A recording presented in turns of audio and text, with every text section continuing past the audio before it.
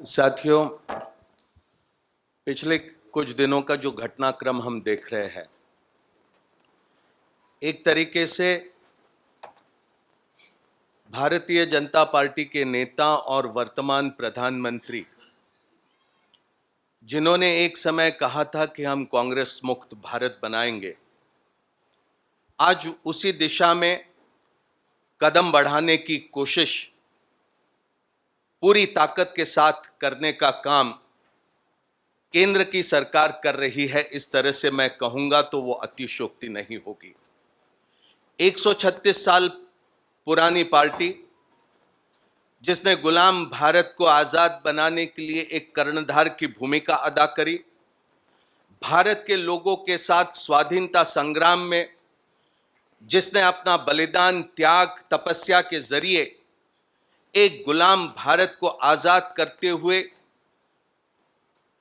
उसके निर्माण की जबरदस्त मजबूत ऐसी बुनियाद रखी, सभी समाज को एक साथ लेकर इस मुल्क में किस तरह से लोकतंत्र रहेगा, किस तरह से समाजवाद रहेगा, किस तरह से भाईचारा रहेगा, किस तरह से धर्मनिरपेक्षता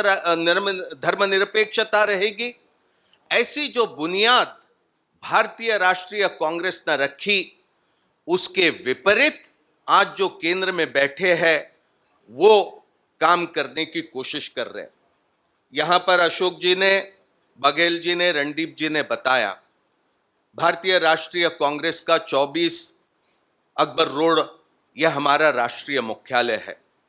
पुलिस ने इसे एक छावनी की तरह पूरी तरह से तब्दील कर दिया।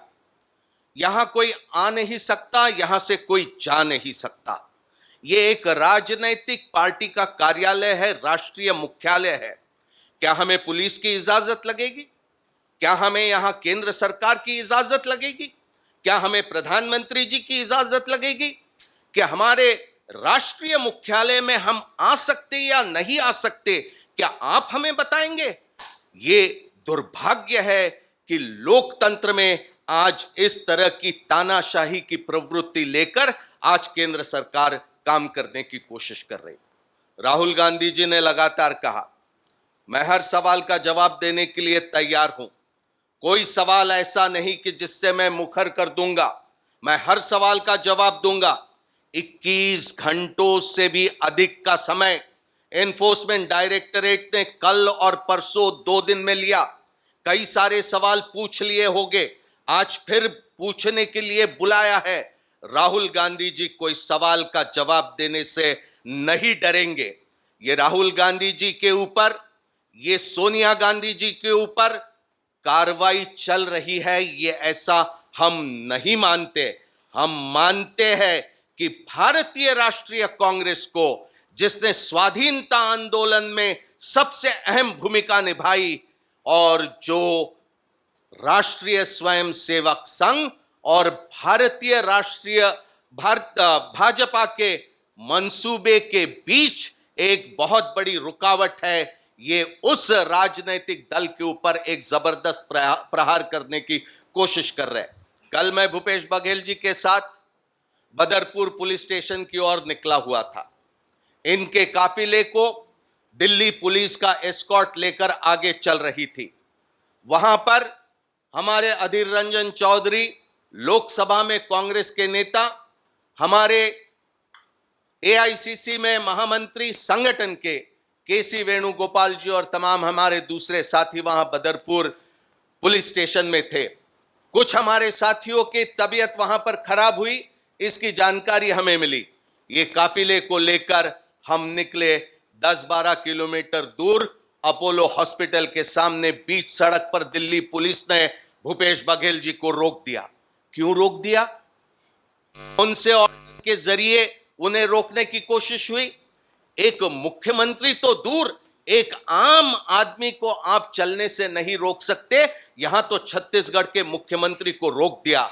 आखिरकार वहां पर ट्रैफिक बहुत बड़ी तादाद में जाम हो गया और फिर उसके बाद जब हमने ये महसूस किया कि अपोलो हॉस्पिटल में वो मरीज जो वहां पर कुछ इलाज के लिए जा रहे थे, उन्हें तकलीफ पहुंच रही है, तो हम फिर अपना रास्ता यहां कार्यालय में फिर लौटने के लिए हमने ले लिया। इस तरह से अगर दिल्ली में, भारत की राजधानी में, भारत के किसी मुख्यमंत्री के साथ अगर ऐसा सुलूक होगा तो भारत के आम आदमी के सामने कैसी परेशानियां हैं। हर वो वादा जो मोदी जी ने 2014 में किया, कल परसों की बात, 10-15 लाख रोजगार की उन्होंने ऐलान करी, लेकिन 2014 में 2 करोड़ की बात करी थी। आज 16 करोड़ से अधिक नौजवानों को रोजगार मिलना था, उसे आज वो भूल गए हैं। वहां पर महिलाओं की सुरक्षा की बात करी थी, किसानों को उनके फसल को किस तरह से दाम मिलेंगे, ये एक बड़ा वादा उन्होंने किया था। बेरोजगारी हटाएंगे, सबको लेकर साथ चलेंगे, ये सारे वादे वो आज भूल चुके हैं।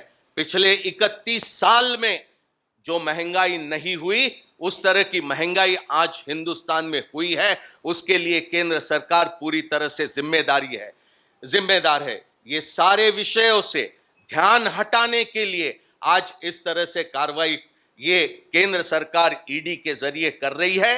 ईडी, सीबीआई, इनकम टैक्स महज अब केंद्र सरकार के नहीं, भारतीय जनता पार्टी और आरएसएस के अग्रिम संगठन की तरह वो काम कर रहे हैं। ये भारत के लिए बहुत दुर्भाग्यपूर्ण है। हमारा सत्याग्रह परसों से शुरू हुआ।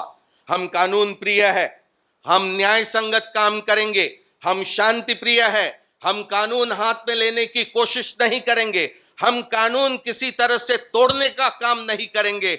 लेकिन अगर हमारे मानव अधिकार पर, अगर संविधान के जरिए हमें जो अधिकार मिले उससे अगर हमें वंचित रखने का काम करेंगे, तो मैं समझता हूं कि हमारा ये सत्याग्रह गांधी जी के रास्ते पर और प्रखर तरीके से चलते रहेगा।